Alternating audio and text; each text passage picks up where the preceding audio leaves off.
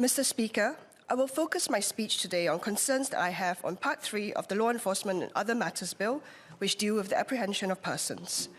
Clause 13 of the bill amends Section 7 of the Mental Health Care and Treatment Act 2008, 𝐏𝐚𝐫𝐥𝐢𝐚, by reducing the threshold requirement for a police or special police officer to exercise the power to apprehend a person.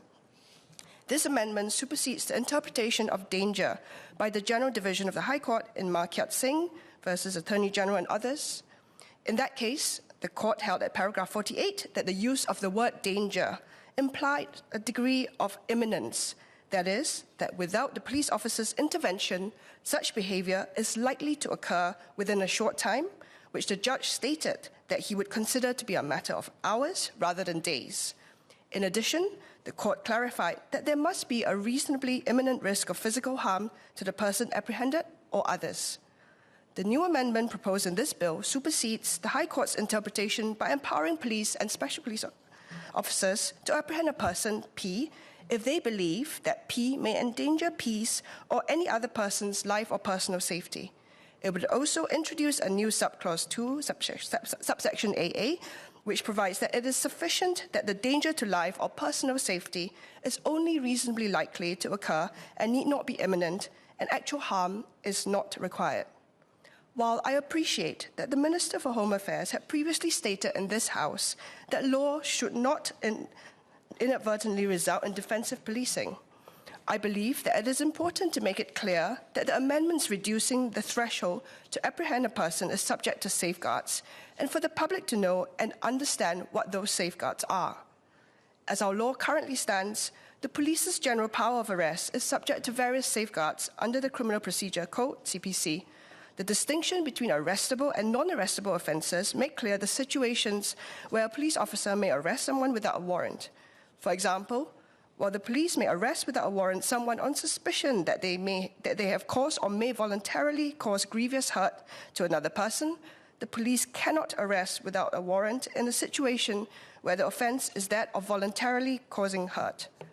With the proposed amendments, I would like to seek clarification from the Minister of my understanding that these changes are in response to the High Court's ruling in Ma.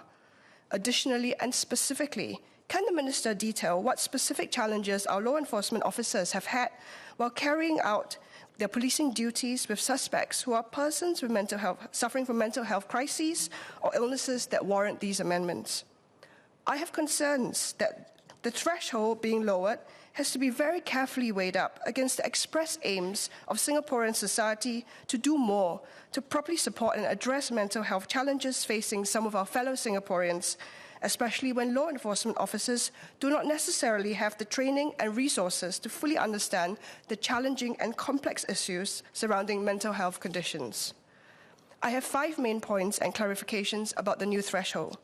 First, I have a concern that the lowering of the threshold from the court's clarification of a reasonably imminent risk being lowered to a reasonable likelihood that danger to life or personal safety may occur under the 𝐏𝐚𝐫𝐥𝐢𝐚 would lead to different standards applying to those who may be living with mental health conditions or illness. In fact, according to the UN Committee on the Rights of Persons with Disabilities, CRPD Committee, such a distinction is discriminatory.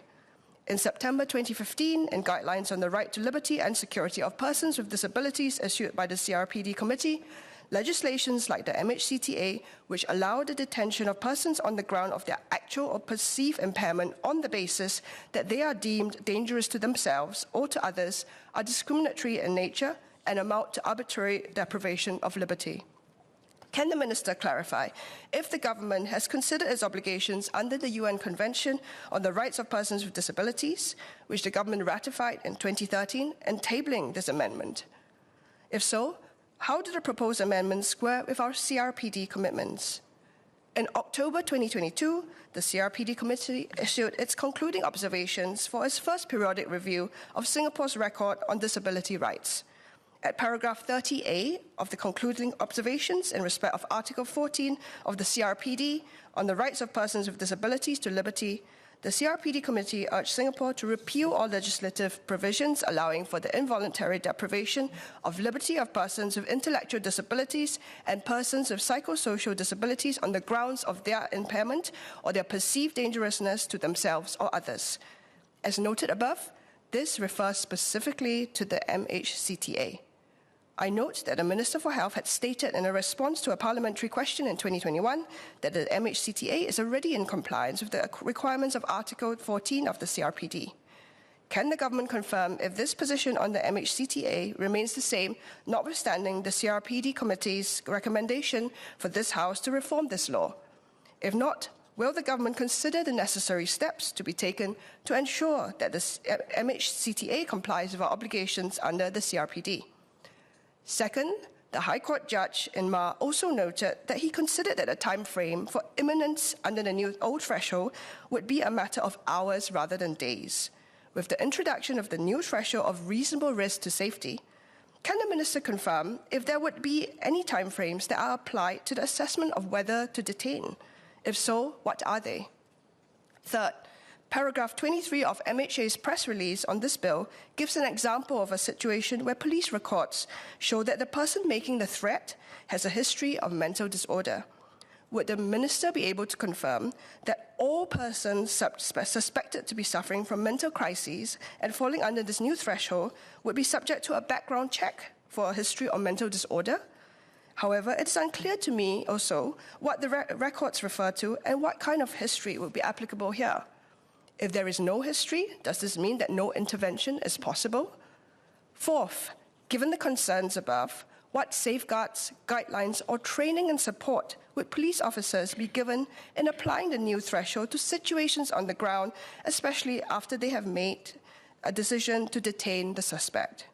After all, we are drawing a delicate balance between public safety on the one hand and the proper treatment and approach to those living with mental illness and conditions. In an article published in JOM last week, Chan Li Shan, drawing on her own experiences of being arrested while suffering from her first and only episode of psychosis, raised concerns about a person living with mental illness and crises ending up being traumatized by the experience, particularly if they are then treated no differently from a conventional arrest and held in police cells while checks are being made and next steps are being decided as to what would be the most appropriate step for treatment, release, or otherwise. Finally, on the new thresholds, what options are available to those who believe that they were erroneously detained, subject to what they believe to be excessive force or trauma? These are not theoretical concerns, as after all, the Ma case was one where the officer was found to have made certain statements which were later withdrawn after being contradicted by BWC footage, and the judge also expressed concerns about the discrepancies between the medical report produced by the examining doctor and the evidence later submitted. The safeguards and guidelines I asked about are thus extremely important if an occasion arises where the conduct of the arrest or apprehension and subsequent procedures are problematic. Taking a step back to look at a bigger picture, and in light of the Second Minister's acknowledgement of Deputy Prime Minister's declaration to this House that mental health is a key national priority,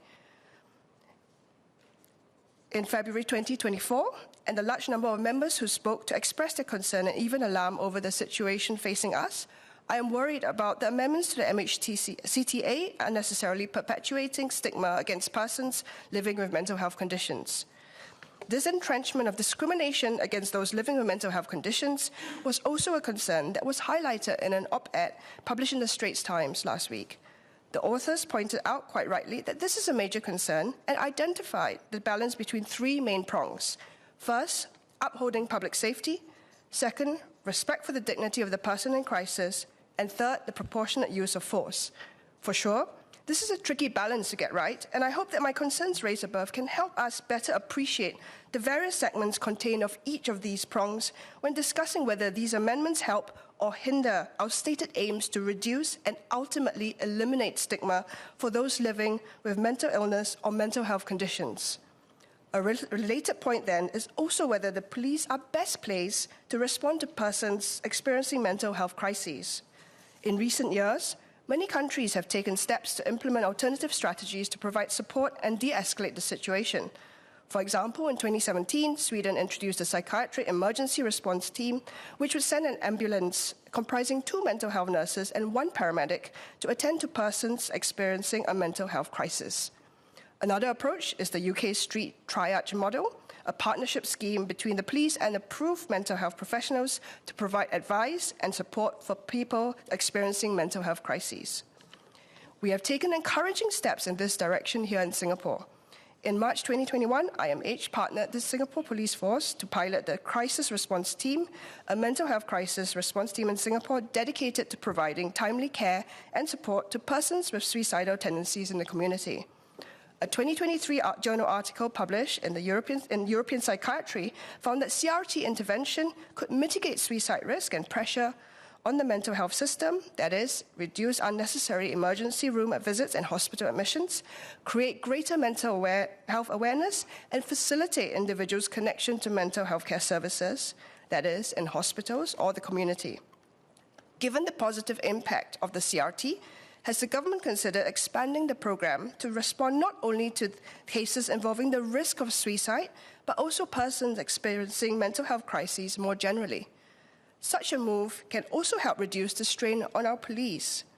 In response to a PQ in March 2022, the Minister for Home Affairs had stated that the police and other investigative agencies' primary task is to deter crime, investigate, and deal with crime, and they are not deeply trained in mental health issues.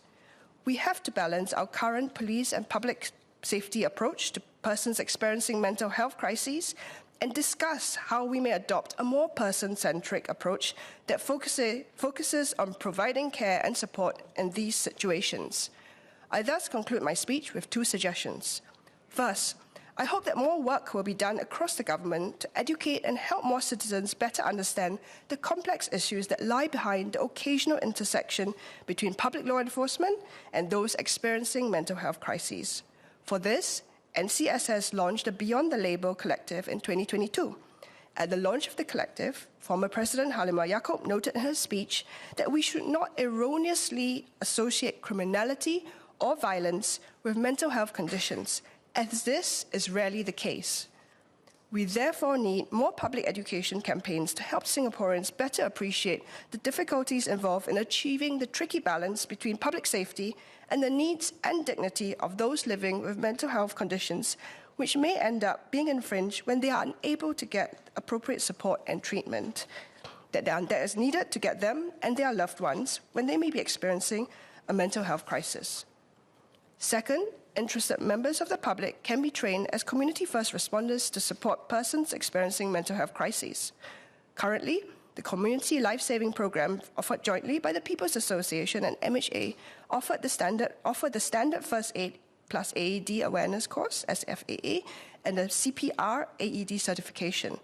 This can be expanded to include the Singapore Emergency Responder Academy's First Aid in Mental Health training program.